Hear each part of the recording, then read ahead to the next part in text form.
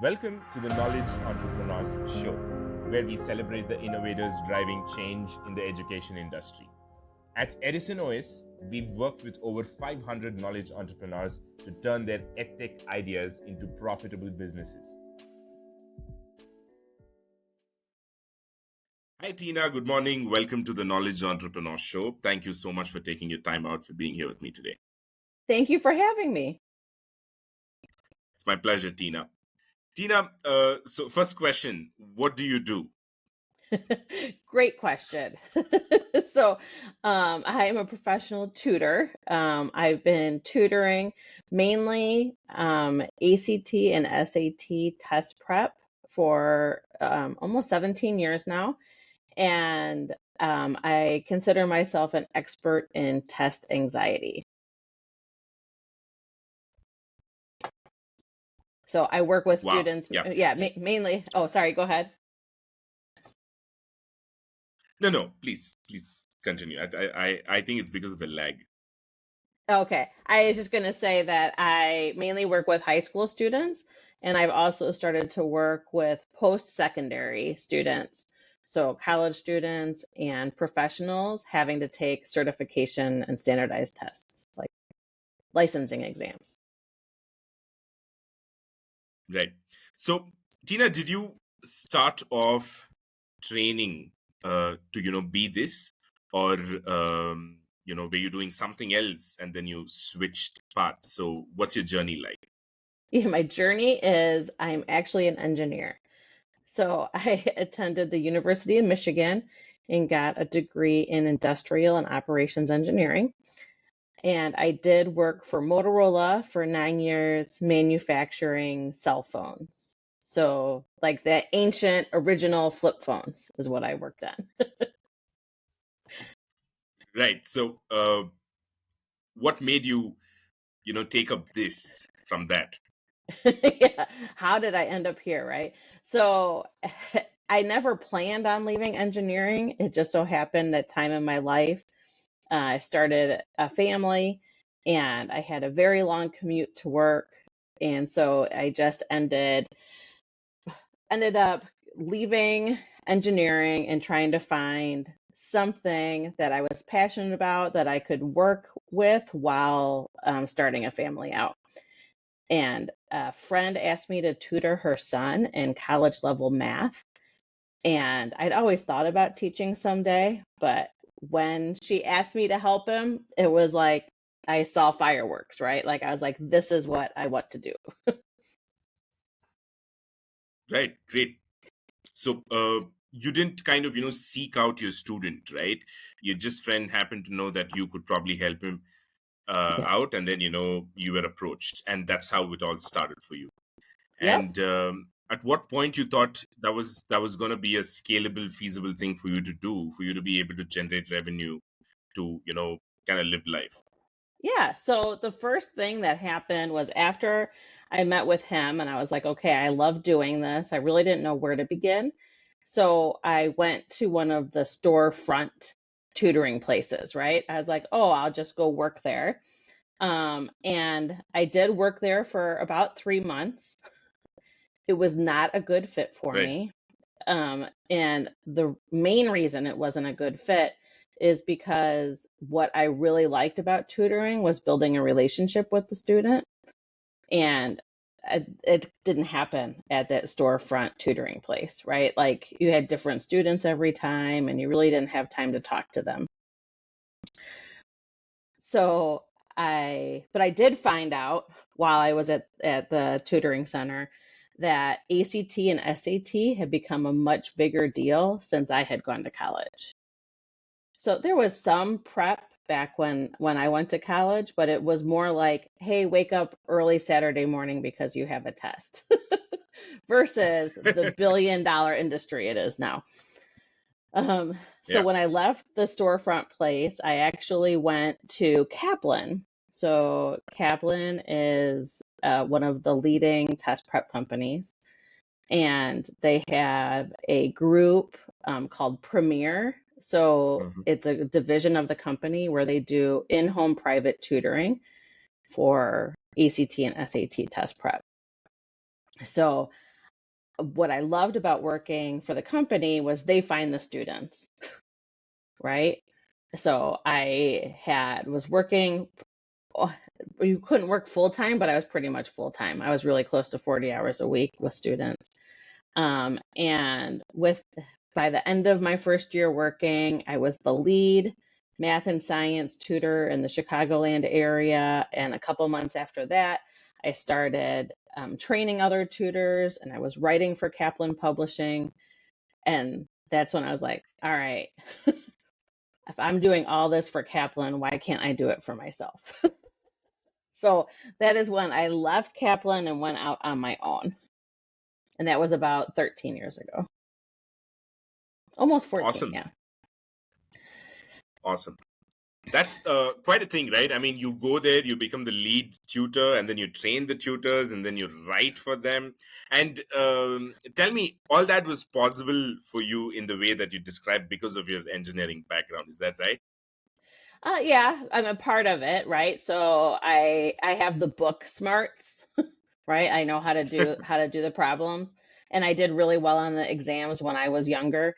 I think my degree in engineering, especially the operations part of it, is that I try to break things down and make them simple to follow steps, right? So I have an ability to make complex things sound pretty easy. And so I think that helped me from my engineering background. And then just I have a passion for helping people. And for me, the test scores is really about building confidence. I mean, yeah, it's reviewing some content, but it's really about helping students see that they actually can do it and break it down, Right. and then it becomes a lot easier. Great. Tina, I'm just going to, touch upon a few aspects of this entire transition, right? From someone who's doing a hardcore engineering job and then, transitioning into teaching. And then there are like sub transitions within that. I'll come to it. But when you had your reasons why you wanted to kind of, leave your, the Motorola job. Mm-hmm. But is it like, what's the mindset like? Because you're already making some amount of money, right? Yeah. It's just, were you simply confident that, it was just going to be it's not going to be a big deal? Or what was it like? Or, you thought, oh, it's going to be a tough thing, but, I have no choice. What was the mindset like? That's a really good question. And looking back on it, I'm always like, that's probably one of the more impulsive decisions I've made in my life. But so at the time, I had a 1-year-old. He had just turned 1. I was working, technically, I was working like, I think it was 25 or 30 hours a week for Motorola. But just like normal, right? Like if you work 40 hours for Motorola, you're not really working 40 hours, you're working 50 hours. So I was getting paid for, the 30 hours and really working 40 plus. But I had a 2-hour commute each way to go to the office. Each way. Wow. Each way. Yeah. So that was honestly one of the biggest biggest influences on my decision to leave. It was also a period of turmoil at Motorola. So, as happens in the large companies, right? Like every couple of years, there's like a shakeout, and a bunch of people are let go. And so, I was hoping I would be one of the people that was given a package to leave. I asked, they told me no.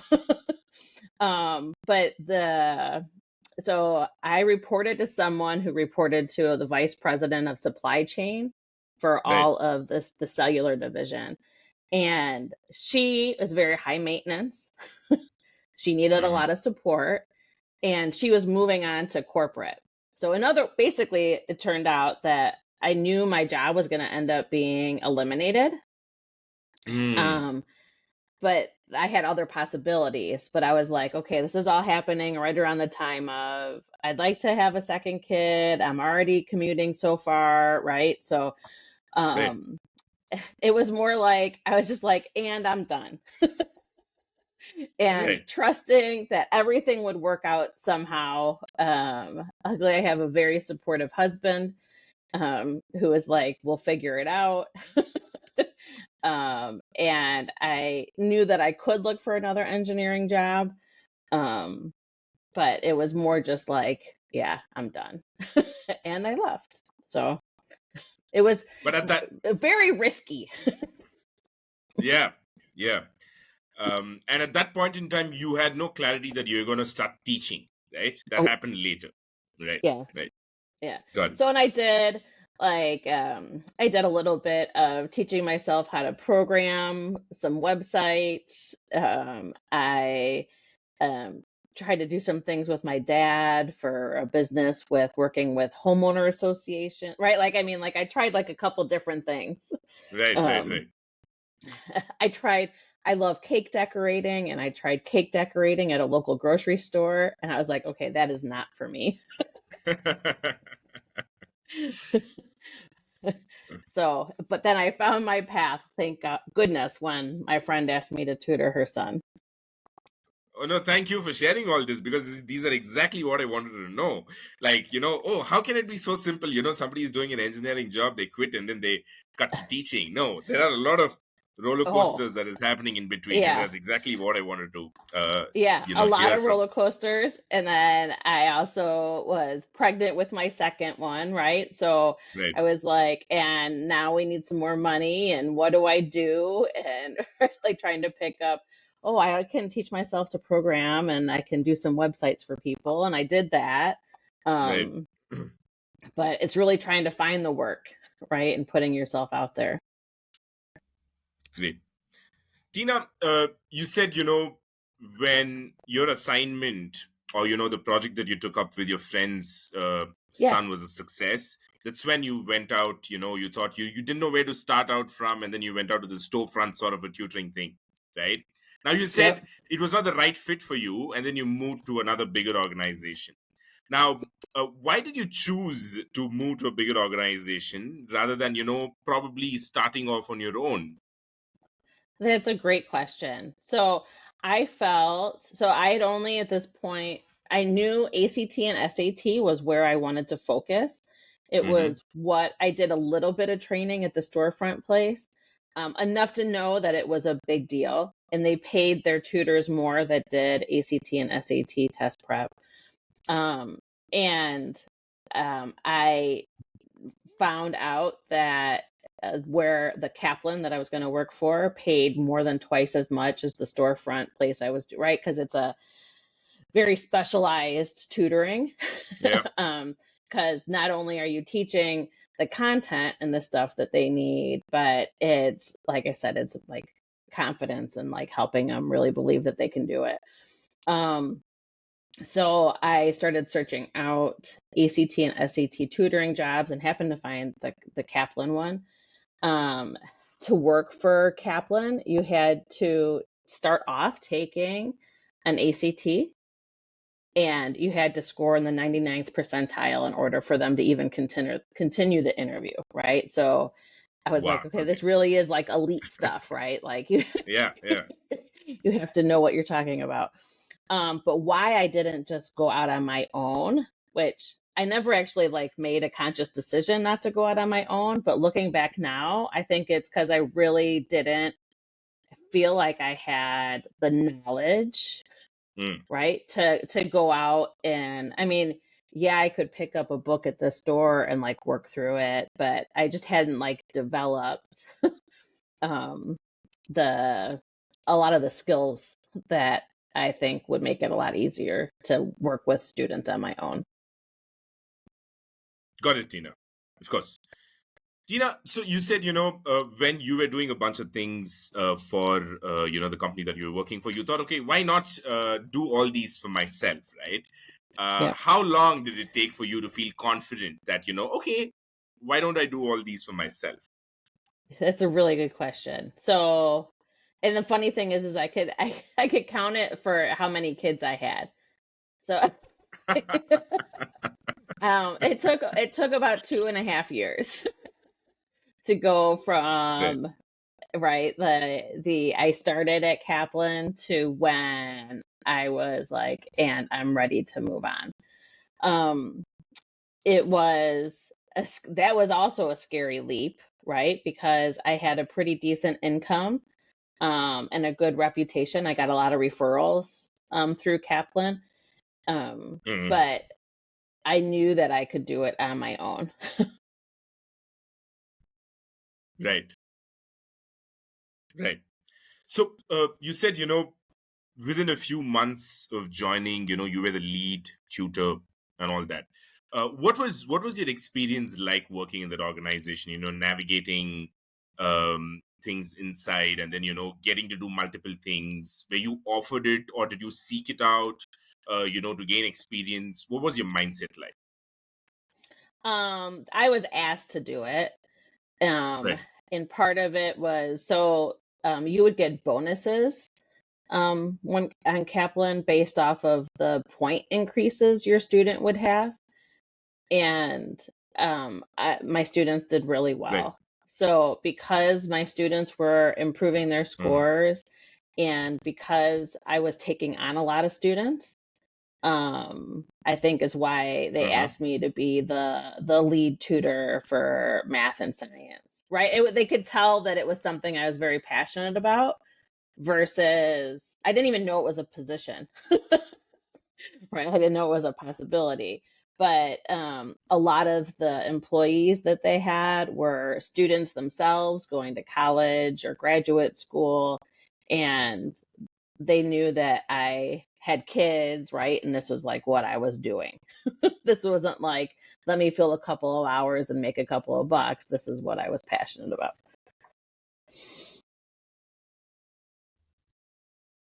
Great. And when you say lead tutor, does that mean that kind of indicates that you got to train the other tutors? Is that what it means? No, so I ended up starting to train them, but the lead tutor was more like I would, if anyone had questions, they were directed to me, or if they didn't understand how to um like work through one of the problems, or there was an issue with a student. Or like if a student and a tutor didn't get along, I would be the one that would come in and take over meeting with that student.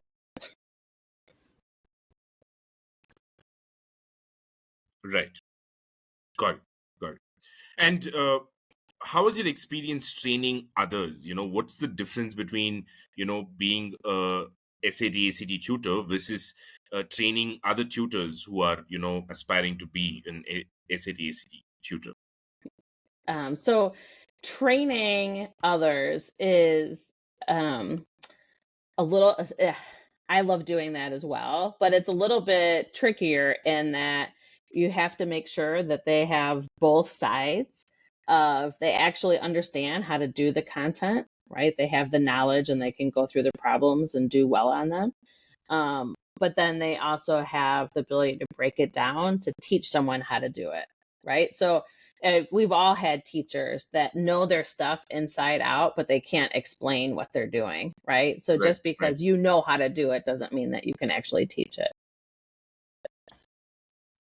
Got it. I think that's a very important thing. So, in your experience, while you train the trainers, um, what was the most, what is that you understood that, what was the major gap between somebody knowing something and somebody being able to teach something? I'm asking this on behalf of all of them listening, who are pretty good at ACT and SAT, who did well, but as a teacher they might lack. So, what are the things that you commonly found that people lacked when it comes to teaching the skills that they knew?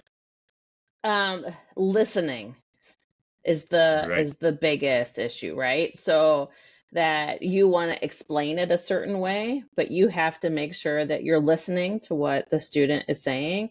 So you're explaining it in a way that makes sense to them, right? So we do need to do a lot of reading body language. And right, like you could be talking through a problem and like explaining it, and like I look up and be like, okay, that you have no idea what I'm talking about. I'll be, you're right. Mm, I'm completely lost, right? So being able to like catch on those cues and listening to what the student is and sometimes what they're not saying. Right. Right? If they're just Right. like, right? Then changing and wording questions so that you can make sure that they actually understand it. Got it, Tina. Great. And Tina, so let's say, when you're doing group teaching, right? Hmm. There are like so many students with, there's so much communication happening. Like you said, so many students, so many bodies, and that much body language. So what's, in your experience, the ideal amount of, the ideal number of students you can have in a group, maximum, to make it, an optimal process or an efficient process and not make it a waste? So that's a great question. So I did go back to school and got certified to be a high school math teacher. So I took like a 2-year gap where instead of tutoring the couple students, right, I was in the classroom teaching.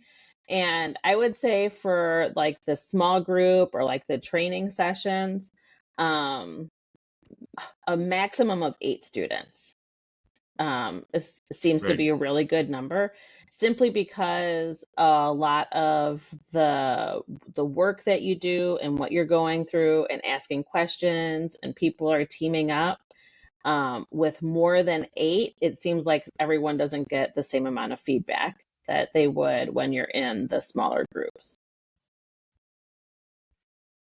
Right. Got it. And you said, you took a break. So what's that about? Like, why did you decide to, uh, you know, That's a great question. So what happened was, so now I have, but right when I started my own tutoring business, I had 4 kids. I have 4 sons. And when I left Kaplan, I started putting some things on websites, right, mm, mm, to try to build a client base. I also still had referrals coming in, where mm, instead of calling Kaplan, people were calling me about mm, stuff. mm, So, and this was right like 2009 when we had in the US we had the housing bubble burst. yeah. Yeah. And my husband's in the housing industry is where he works. So we Okay. took a major hit on his income. And for me, all I had to do was say yes to more people, right? So it was like as busy as I wanted my schedule to be. So I kept saying yes and yes and yes and yes. And pretty soon I was working 7 days a week and over probably like 50 hours, 50 to 60 hours a week. But I was also traveling to and from each student's house. And my oldest at this time had started elementary school. Mm, So I would be home during the day with my little kids. And then before he even got home from school, right, I was leaving to go out and tutor. And I was tutoring 12 hours on Saturday and 12 hours on Sunday. So I was like, I never see him. And as everyone gets older, I'm never going to see them either. So I was like, right. oh, I'd always thought about teaching. I'm going to go back to school and become a high school teacher. And then when I teach in the school system, our schedules will align, right? That was like okay, this is a genius idea. This is how I can like still do what I love and have my family. Right. Right. Um, and I did love working. So I did an alternative certification program since Mm, I already had my engineering degree with all the math that came with it. This alternative certification I went through was really just to teach you how to be a teacher. So it right. was very intense. It was 12 weeks. And then like 8 hours a day for 12 weeks. And then when you were done with that, instead of student teaching, like we typically do in the States, you actually were hired as a teacher and your student teaching was really your first year of teaching. Like you actually had your own class versus helping someone else, right? They knew these alternative certification people couldn't not have any income for a semester, right? And Right. that's what Right. student teaching is. You're volunteering, right?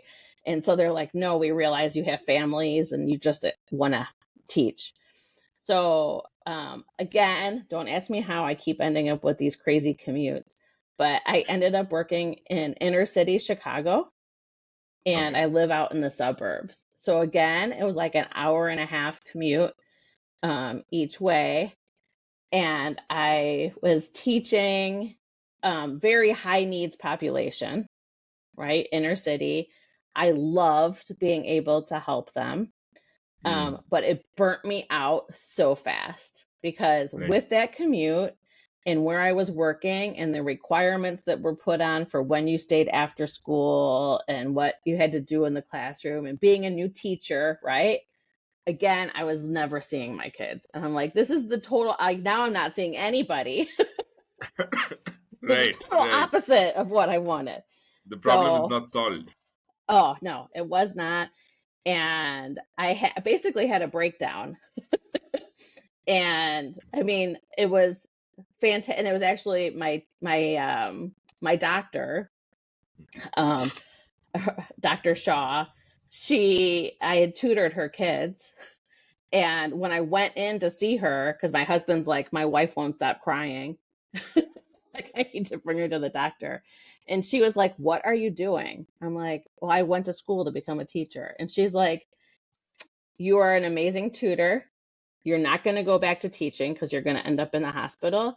And by the way, Nooper needs help on her essay this week. Wow. Okay. So I went back to tutoring, and within like a couple weeks of leaving teaching and going back to tutoring, I was back up to having a full tutoring Right. load again. Right. Can I, see this episode? Is this how you saw it? Sometimes to kind of, um, uh, like work with what you have, you need to go experience something worse for you to feel comfortable with Yeah. that. Is that how it was for Oh, you? oh, absolutely, right? Like you think the grass is greener and Yeah. oh my gosh, and if I'm teaching, right, then I'll be home in the evenings and I'll have my summers off. No, the summer between my years of teaching, I was training all summer. So and I wasn't even at home. I had to stay over. Right, I was gone for 2 weeks of the summer because I had to be at this training. So I was like, yeah, the grass is not greener. And when you're classroom teaching, the what I love is like that aha moment with students, Right. especially in math, right? A lot of people have problems with math. And when you're like, no, this is yeah, imaginary numbers is no big deal, right? Here's what an imaginary number is. And they're like, that's all it is? Like, yeah, that's right. But in the classroom, it's more like, why aren't you giving demerits for people that like aren't paying attention and like all the classroom management stuff versus getting to have those interactions with the student. I mean, don't get me wrong, you still get some of the interaction with the student, but Yeah. Yeah. not like non-teachers think happen. Yeah. So, just a slight detour from the actual thing, this whole experience, right? Um, you were working 7 days a week. You weren't able to see your older kid. And then you decide, you know what, let me do something that'll, align with their schedule. Even that didn't work. So, Right. what was your takeaway from this whole experience, Tina? Like a To learn to life say lesson or no. something? Yeah, Right. my life lesson was to say no. And because before I left to go teach, I was like, well, if I don't say yes, like I don't have any time, but if I don't say yes and figure out some way to fit it in, who's going to help them? Right? Was how I had thought before. And Mm. after going through the teaching, it went to they will find somebody. There are lots of people out there that do what I do, and it's not my responsibility to help everybody. Oh, So, okay. So you didn't take up so many students. I thought, your husband was going through a certain financial situation yeah, and because of he that. was. Yeah, and he was, right? And so that's why I started taking so many. But then it got to the point where I was just like I said, I mean, 12-hour Saturdays Right, and right, right, Sundays right, and right. right. And I was like, I would go for like sometimes 35, 36 days in a row where I wouldn't have a day off. Oh my God. Okay. Yeah, because I would be like, oh, I'm going to take a day off. And then someone would be like, oh, but can you meet? And I'm like, oh, well, if I meet, then I get the money and I get to help them. Right. And so, yeah, I'll meet. Because I was But doing a lot of ACT and SAT, but also classroom, like helping with right, homework and getting ready for just right, tests in right, school. right, right, right. So, to the people who are listening, is it healthy to do what you did, going 36 days without a break? Or, would you say no matter what, you need to kind of take a break, recuperate, and then, you need that self-energizing time? Yes, without a doubt. That is not healthy what I was doing. Right, It was causing health issues, um, and mental health and physical health. right. And really, I don't know if you or the listeners have heard of the analogy of like basically thinking of yourself as like a pitcher of water, and Mm-hmm. you're pouring and giving to everybody. And if you don't stop to fill up the pitcher, you don't have anything left to give anybody. Right, right, Right. And I wasn't filling up my pitcher. And so, yeah, like self-care and taking downtime. And it's not only okay, it's necessary. Right. And I think a lot of times, especially moms, right. feel like, oh no, but this person needs me and I need to do this and I need to do this and I should be doing this. Yeah. If you're saying I should, it's an automatic no.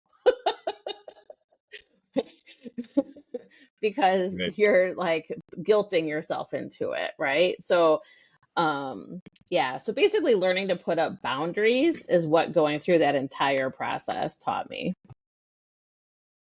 Got it, Tina. Thank you for sharing all these. Tina, you said, 17 years is the number you said, and I can see, Yeah.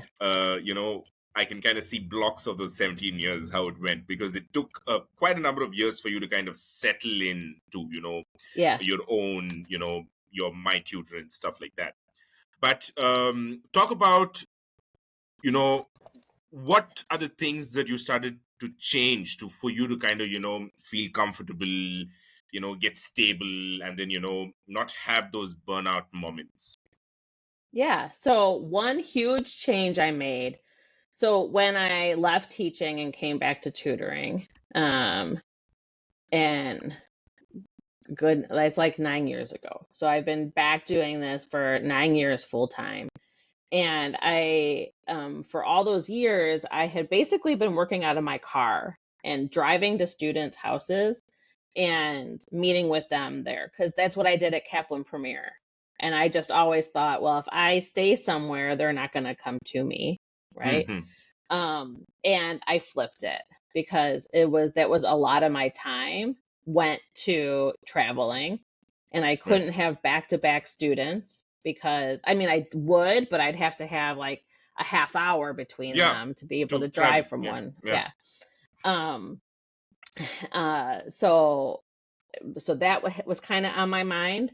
And then the other thing that I thought was I'd had a waiting list for people wanting to work with me when I was tutoring. And I thought, well, now I went to school and I know how to teach groups.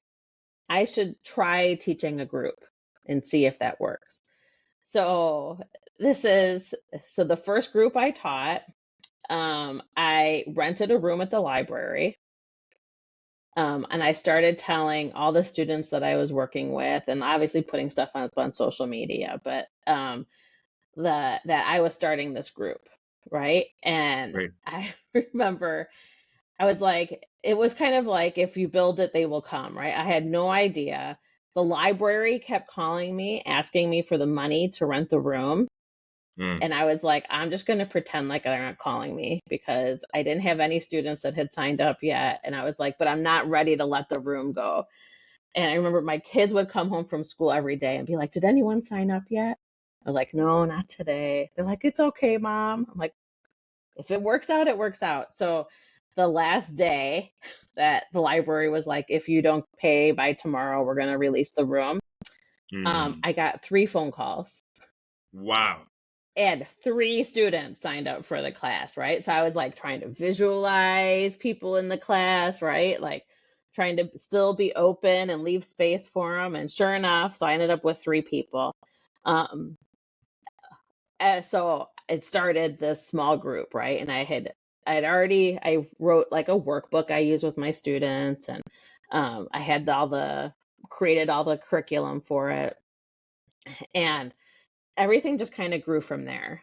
So after I started doing the library, it's pretty expensive to rent the library, and I was like, I wonder if I rented an office somewhere, Mm. then I really could do where people come to me and I have a location for the groups. Right. Um, so I found a location, and I was there for a year before I was like, this is a shared space. Let me try to get my own place. And so then I moved to my own office, where I had the groups and the private tutoring. Right. And then earlier this year, I moved to an even bigger office where now I have room for a couple of tutors to meet with students and still have the small group area. And so it all kind of just continued to grow. Great. Great stuff. And I got a sense that the way you spoke about teaching one-on-one personalized classes to group, there is a lot of adjustments or adapting to be made as a teacher. Uh, in your experience, what were the changes that you had to kind of bring in to address a group of students rather than just one student in front of you, Tina? Um, s- Being able to um, talk generally enough, right? Because when you're sitting there going with a student, and I can ask some questions quickly and figure out where they're at in different topics, then I can adjust what I'm going through with them, right? Where when you're in a Right. group, you're trying to balance I have this material that I want to cover, but I also want to make sure that no one's bored because they already know all this, right? But you're not moving fast enough that you're leaving people that don't understand it behind. Right. So it's like a balancing act as you go through. So with the groups, I'll follow up by text with students to make sure, like, hey, how did this work? I try to make things interactive. Um, I try to like get people talking, right? Which is really hard, right? You have teenagers that might all be from different schools and don't know each other, but like facilitating some like conversation and getting to know each other just to, I mean, I love what I do, but I don't want to be there if there's like a group of people that don't want to be there, right? Like I try to Right. make it fun, right? And they'll get more out of it if they're enjoying it and what we're talking about. So, it's still like reading the room and being able to see if things are landing with students. Um, but yeah, it's kind of the pacing is also different. Um, to like figure out how long you're going to spend on different things.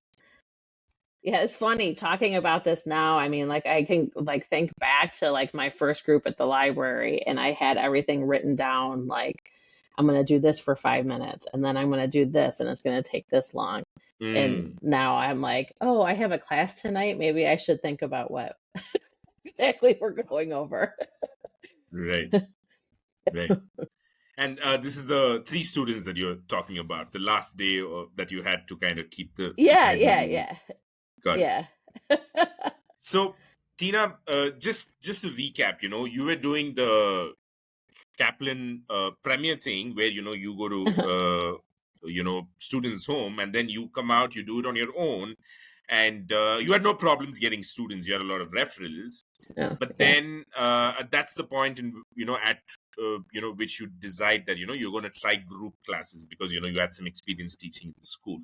Now, you had a little bit of a hiccup getting those 3 students, right, for whatever reason. Yeah. What? Yeah. And it's because I found out it's actually a different type of student. So I thought all these people on my wait list, well, they just want to work with me. So if I do a group, they'll come over. But it's actually like some students don't learn well in groups and they do want the one-on-one, right? So I was like, oh, this isn't just contact everybody on my wait list and they're going to want to come to the group. It's a different marketing. Right. Very, very important. Thank you. Let's just talk about this a little, right? So you're saying there are some people who are clear that they want to only do one-on-one, and then there are some who are open to trying group. Is this just have to come down to the financial aspect of it? Because obviously one-on-one is going to be a little expensive for the students, whereas group is not. Right.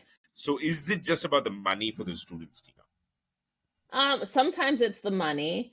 One reason, so I've put all my kids, my own kids, through the group stuff first.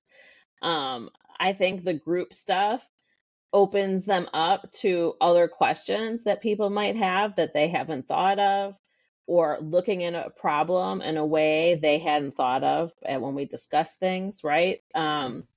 And also just seeing what other people are struggling with too, where when it's the one-on-one, they have in their head what they think other people are doing, but they don't actually have it in front of them, right? So the money is part of it. And some people need the deep dive of private tutoring.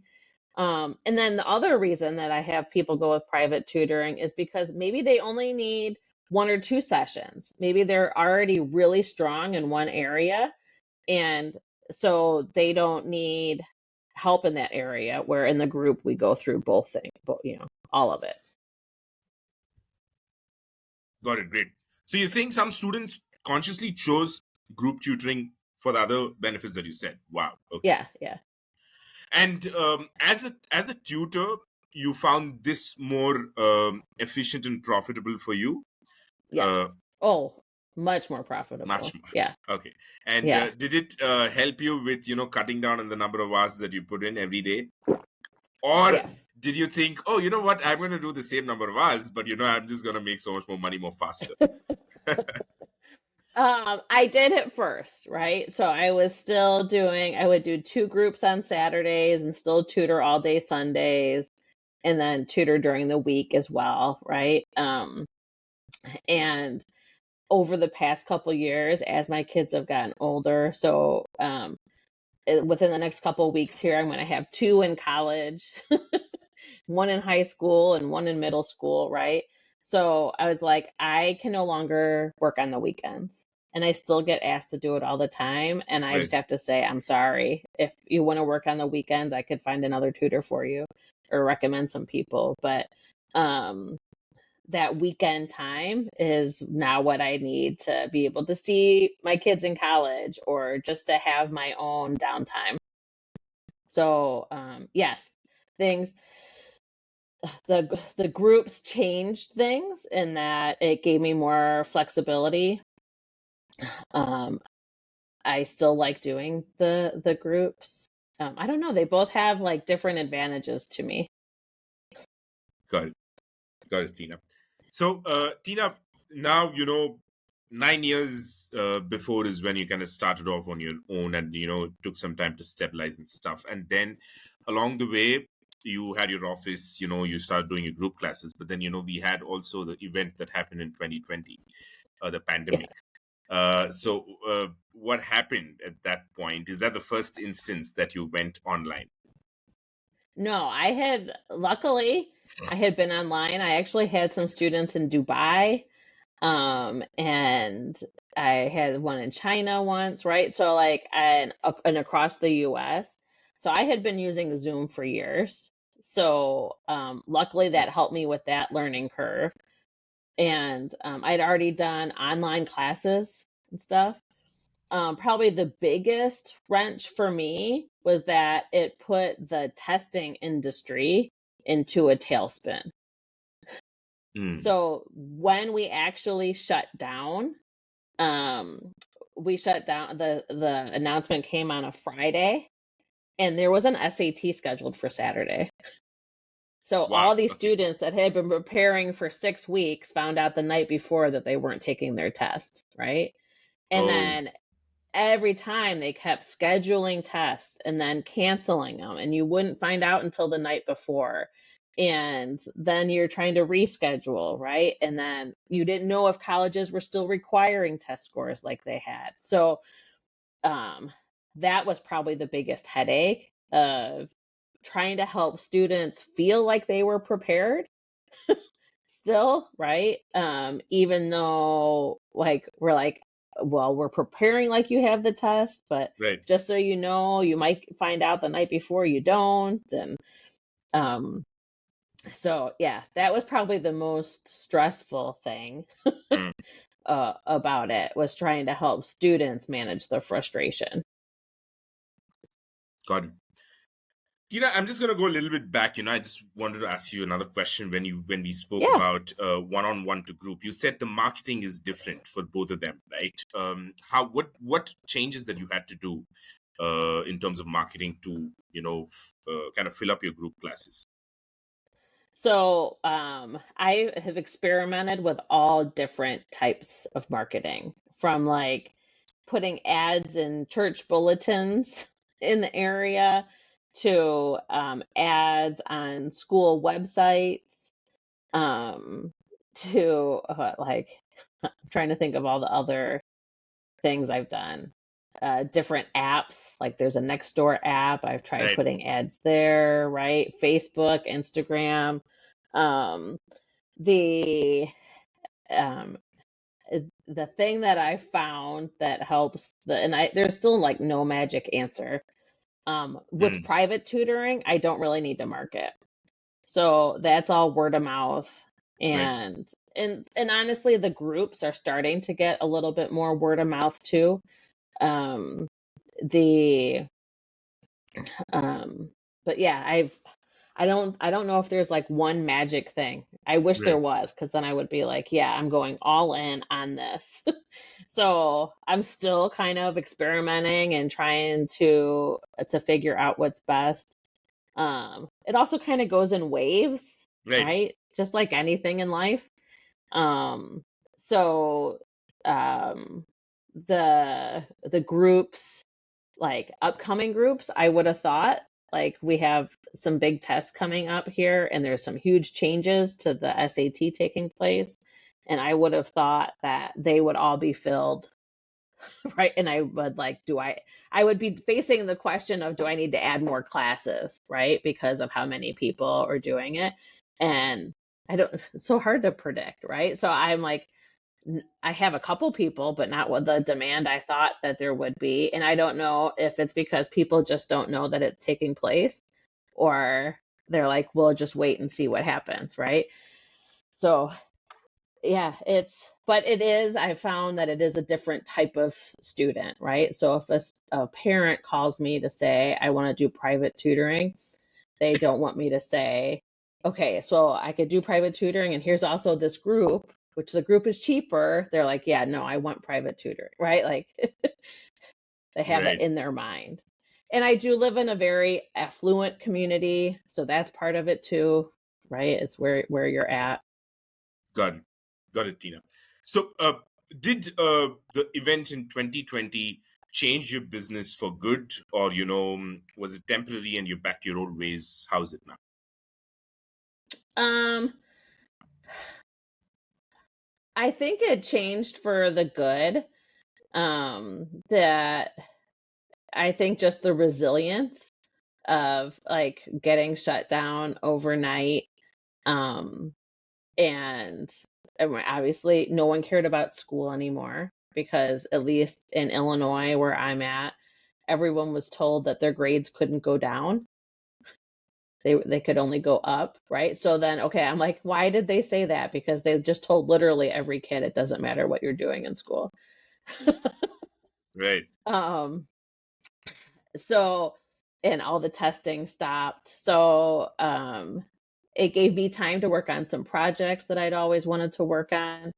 And so I have one book called Slay the Test ACT, and I was able to write Slay the Test SAT, which I have been meaning to do for a while. So like it gave me some time to work on projects. But I think the biggest thing that came out of COVID for me was just realizing like the resilience and that you can make it through. And I think we're still recovering in a lot of ways. Okay. Test anxiety is higher than ever. So it used to be for K through 12, so that's our elementary and high school system, that it was 1 in 10 students had test Mhm. anxiety, and now it's 1 in 5. So it's doubled. And so I'm kind of leaning into that right now. Right, right, And because there's a lot of tools that you could use, which I've used for helping ACT and SAT for quite a while, but on like a bigger scale, right? The test anxiety is like a form of performance anxiety and can be applied to pretty much anything in life. Interviews, um, obviously exams, but like a presentation you have to give, right? And being right. able to work through that, right? So I've been doing a lot with that post COVID. Um, Although it's rising again. I don't know if we're ever really going to be past COVID. but the um yeah, I would say it overall, I think it helped my business and just helped me be more confident about things. Got it. And is it more online now than before 2020, or do you have a balance between online and classroom training, Tina? Um, for me, it's more in person now than it was. I mean, obviously for a while it went online. Um, Right. and I've always had students online. But if I look at like the students I have currently, I have fewer online students than I did pre-COVID. Wow. Okay. So it's mostly in person. The majority of your students are in person. Mhm. Great. Is that a conscious choice that you made, Tina, or is that the need of the market right now? Because That's the need of online the kind of, market. oh, wow. I Okay. think. I think because I have a lot of tutors that want to work for me that will do it online, and I don't have the demand for people meeting online. I think they want to meet in person. I think a lot of the students that went through the e-learn like tutoring online is completely different than teaching to a class online, right? So Right. there is a huge difference between that.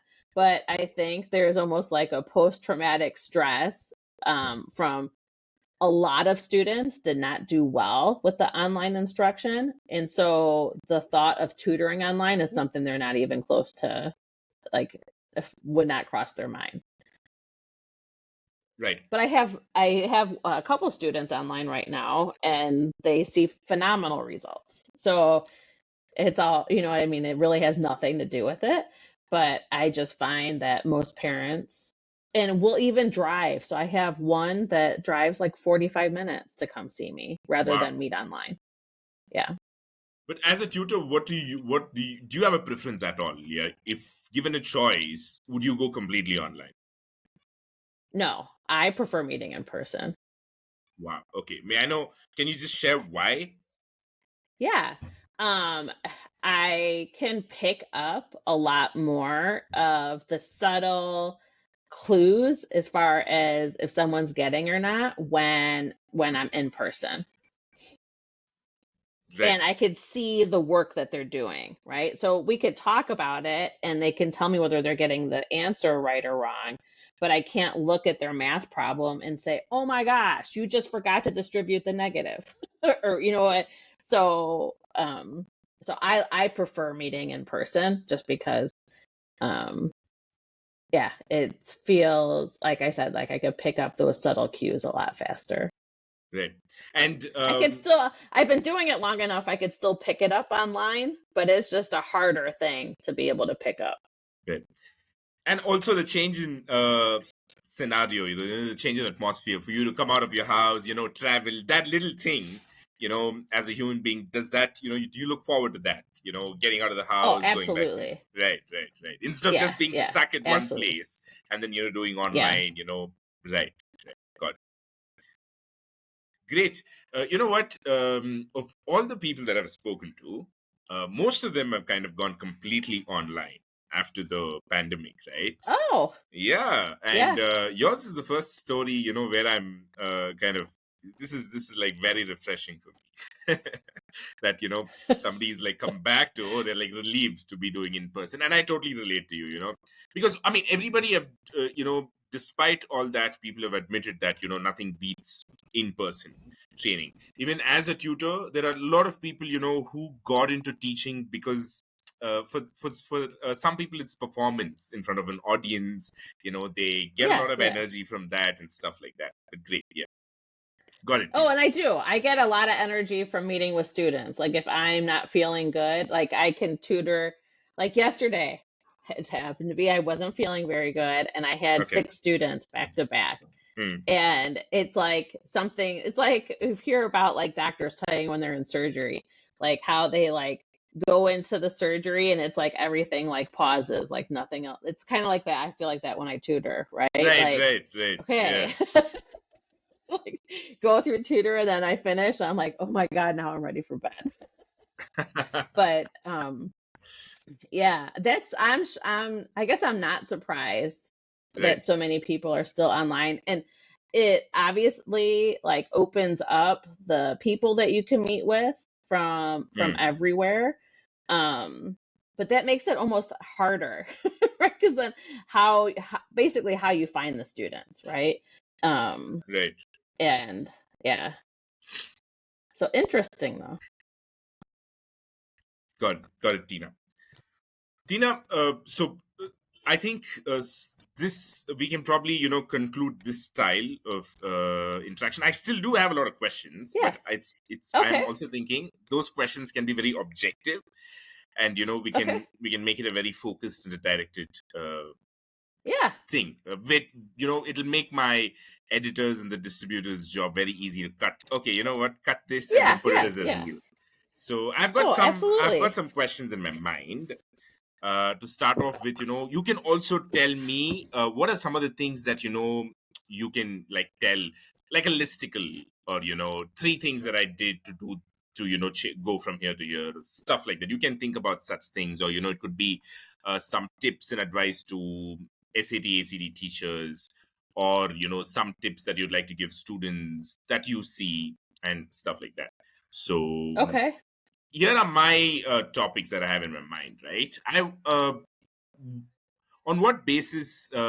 First thing that I have in my mind is, how does the student pick between ACT and SAT, and so that Fantastic question. it is to their strength. And of course, talking about anxiety is not objective, but Right. if you can share effective tools, 3 tools that Hmm. students can use to kind of overcome their prep anxiety, or test anxiety, which is definitely one of the big things. Probably you've found out it's happening to 1 in 5, but it might be more, and some students may Oh, not be. absolutely. I think that's low, but Yeah, and because it's a especially when natural it thing. comes to high pressure. Yeah, When it yeah. comes to high pressure exams, right? It's more than that. Yeah, and there's so much of overexposure via social media these days. You're just not left alone, right? I mean, you literally have to Yeah. like shut off very consciously. So yeah, that is one more thing that I thought about. And it's because you're like one of those, I don't know, at least in my experience, I haven't met a lot of people who are doing a in classroom training effectively, like that's being the major thing. So what are your although you said you're still figuring out what are the best marketing ways, but if you can tell me the top 3 marketing uh tactics that worked for you, these are the 3 things that I have in my mind right away, Yeah. Tina. Yeah. Yeah. And then after this, you can probably think about things that you can probably share that are most commonly Okay. needed for the students and teachers as well. Right. Okay. So, do you need some time to kind of gather your thoughts? No, I think I'm good. Okay, great. I'm going to start with my first question. So, how does a student choose, between ACT and SAT? Fantastic question. So ACT and SAT pretty much cover the same material. Like math varies a little bit, but it's really the same stuff. The SAT, you have more time per problem, and it's more of a verbal test. Like vocabulary is more important. Where ACT, the timing is quicker, but the questions feel like they're more to the point. There is a big change coming up with the SAT that is going to make, when it goes all digital, that is going to make it more in line with the ACT as far as you can use your calculator the whole time. There's Desmos is embedded in the software. And so really, if someone's trying to decide between ACT and SAT, the best thing that I would recommend is they actually try a little bit of each. Not necessarily a full test, but just get a feel for the questions are worded a little bit differently and which one resonates more with you. Or, and honestly, which one you dislike the least. Great. Thank you. Tina, my next question, very much related to the same thing. If you have to associate character traits of students, okay, you know what? If you have these traits, you go to ACT. If you have these, you go to SAT. If you have to just, from your experience. Yeah. So if you are really good in English, in reading, in vocabulary, SAT is probably going to be the better fit for you. If you're better in math and science, the ACT is probably going to be a better fit. Great. Awesome. Tina, what are some of the tools, the top 3 methods or tools that you'd suggest to students to overcome their test anxiety? So the first thing to overcome test anxiety is your breath. And it sounds super simple, but what it is test anxiety and our body's reaction to it is a form of the flight or fight response. And the first thing that we do, biologically speaking, is we start to breathe shallow. And that's what causes the sweaty palms and the butterflies in your stomach. So if you can control your breath, take your breath out of the autopilot mode it's in, and actually consciously breathe, like a deep inhale for a count of 4, hold it for a count of 4, exhale for a count of 4, and hold the exhale for a count of 4. It's called box breathing. If you can do that and take it out of the automatic mode, it's going to put you in control, and it's going to flood your body with oxygen, and you'll start to feel better almost immediately. So that would be the first thing. The second thing that you can do is to stop the negative thoughts. Okay, the thoughts that come in where you're like, of course I'm not going to do well. I always struggle with this. Or, oh, I always get this question wrong. So I'm sure I got this right. Those kinds of thoughts. If you find yourself talking like that, you almost need to make yourself press a pause button or something, right?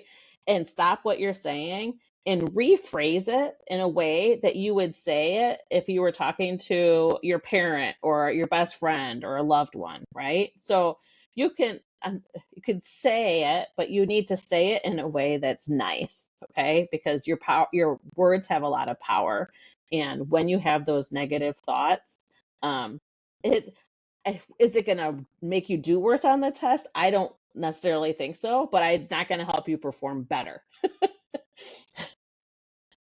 And then let's see, the third thing I would say is trust your instinct.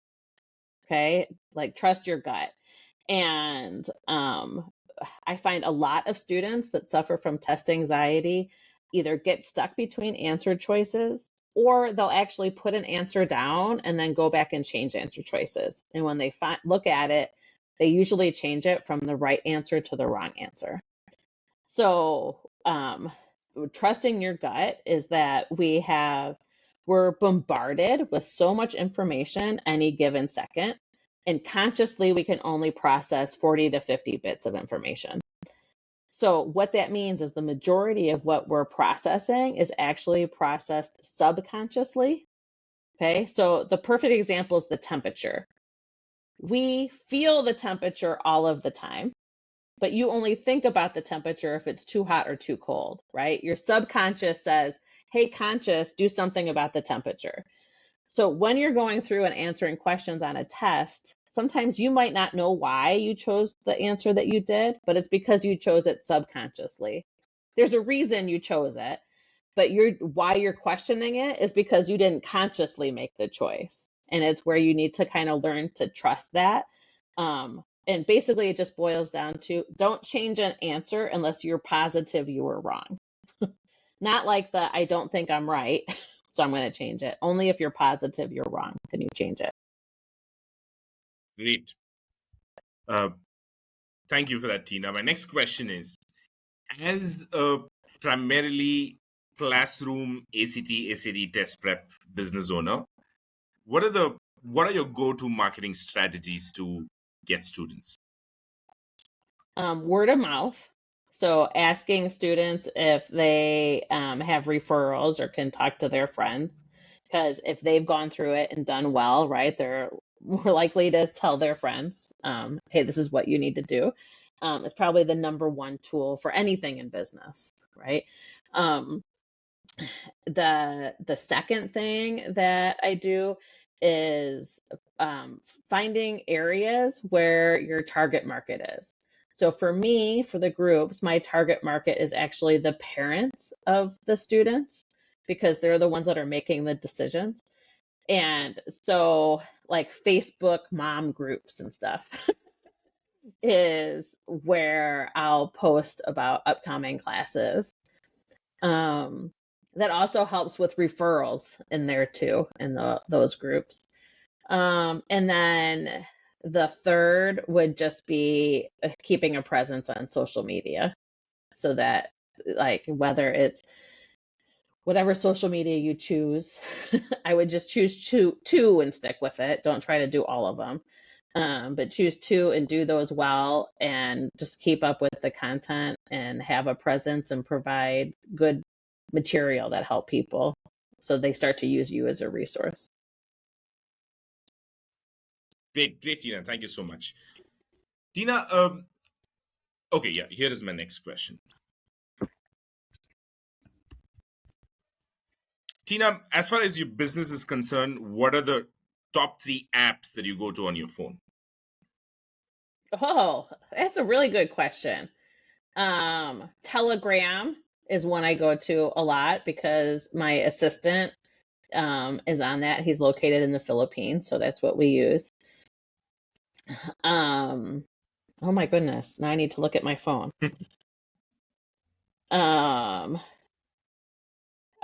I use Acuity for scheduling. Right. So that's like I have a calendar for people to schedule both my groups and my private tutoring. So I use the Acuity app quite a bit. And let's see, what would it be? Probably just my mail. Right. Yeah, checking my email all the time. Oh, LinkedIn. I've been trying to get better about LinkedIn. Right. Okay, so let's just do, now that you know the 3 apps, you can probably, do a quick one. I'm going to ask you the question again. So, Okay, Tina, good. what are the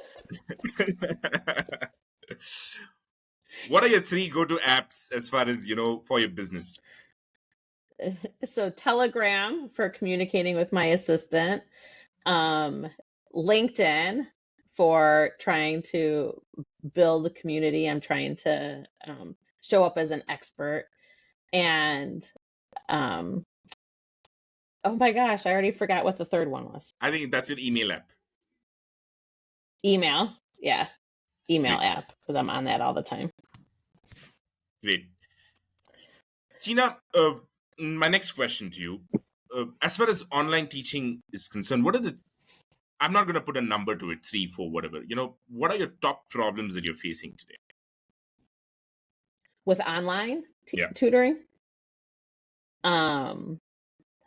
For one of my problems with online tutoring is that I have a physical workbook that I use with students for them to take notes and like guided notes in. So getting them those materials, and I feel like they need the physical materials, because when it's online, like a PDF, and I'm trying to teach them online, they can't take notes like I want them to. So that's one of my obstacles, is I actually get them physical materials. Another obstacle is checking answers. And I could tell, like, they could tell me whether they got a question right or wrong, but I have to ask a lot more questions. As far as what answer did you choose, it tells me a lot more than just that they got it wrong. And I can see that when I'm in person with someone, where I have to ask about that online. And then the third thing online is I find that some students don't seem to take it as seriously when they meet online, right? I don't know if it's a holdover from COVID, but the maybe not necessarily doing all the homework, or it's almost like the teacher can't see what you actually did, right? Well, just like in school, the teacher still can figure out what you did and what you didn't do. So I think the buy-in and the taking it as serious Right. would be the 3 things. Yeah. Got it. Okay. Here's my next question. So, what tools, if taken away from you, the tech tools online, you simply wouldn't be able to do online teaching at all? Oh my gosh. Being able to write on my computer. So I have like a computer where I can like write all over the PDF. And pre being able to do this, I had a tablet that I could write on, and it showed up on the screen. But I wouldn't be able to tutor online if I couldn't be able to write and show them what I'm doing. I think that would be like the main one. If that's like, yeah, if that's the only thing that I could think of, that if you took it away from me, I'd be like, I can't do it now.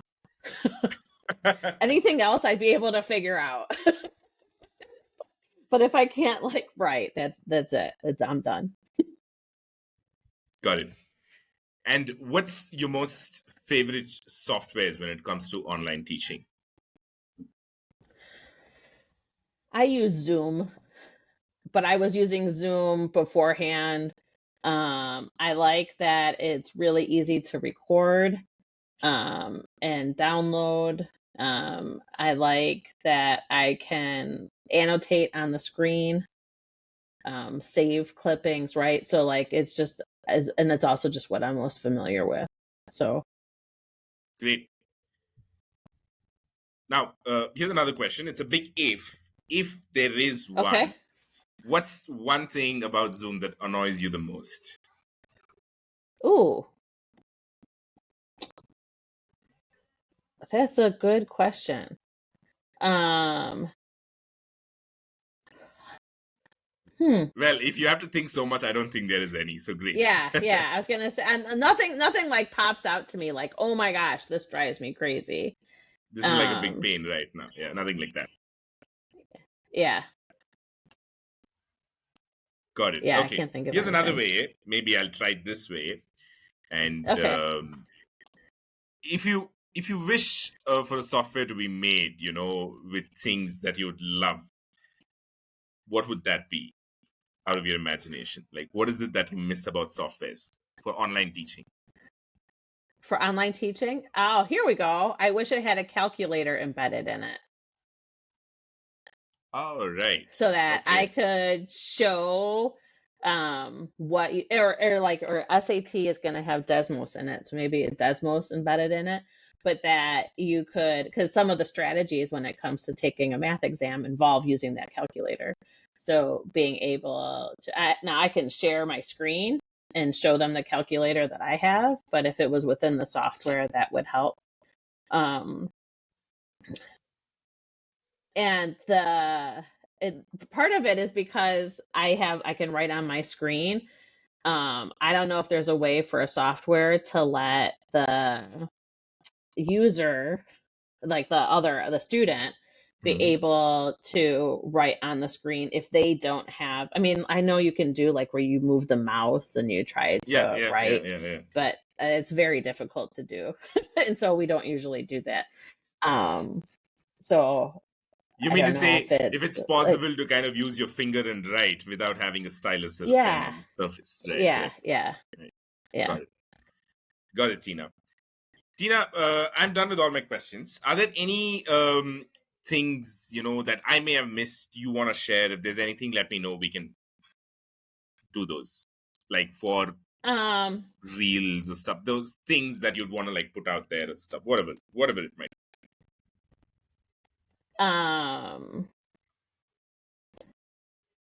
Yeah, I would say if I had like 3 things that I'd want business owners to know, right, is they're trying to grow their business. The first thing is that mindset is a huge part of what you're doing. And the being open to growing and learning more. And every time I've up leveled, you come up to new blocks and things that you need to work through, right? Like there's some amazing books on the subject, but that's one thing I would keep an eye out for, would be mindset stuff. The other thing I think a lot of business owners do is, one easy way to procrastinate is to be like, well, I need someone to teach me what I need to do, or I need someone to tell me what to do, right?